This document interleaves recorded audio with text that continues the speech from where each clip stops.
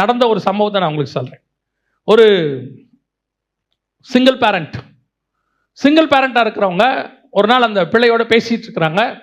பேசிகிட்டு இருக்கும்போது அந்த மகள் அந்த தாய்க்கு கீழ்ப்படியலை, பயங்கரமாக பேசிக்கிட்டு இருக்காங்க.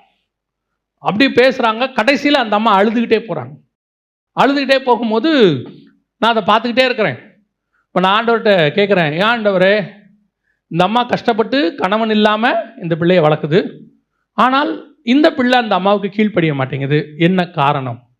ஆவியானவர் சொல்கிறாரு, முதல்ல அவங்க அம்மா எனக்கு கீழ்ப்படியணும், அப்போ தான் அவள் பிள்ளை அவங்களுக்கு கீழ்ப்படியும். நீ வேதத்தை மறந்தால் நான் உன் பிள்ளைகளை மறப்பேன். நீ தேவனுக்கு கீழ்ப்படியாமல் உன் பிள்ளைகள் உனக்கு என்ன செய்யாது? கீழ்ப்படியாது. உங்களுக்குள்ள இருக்கிற அபிஷேகம் தான் உங்கள் பிள்ளைக்கு போகும்.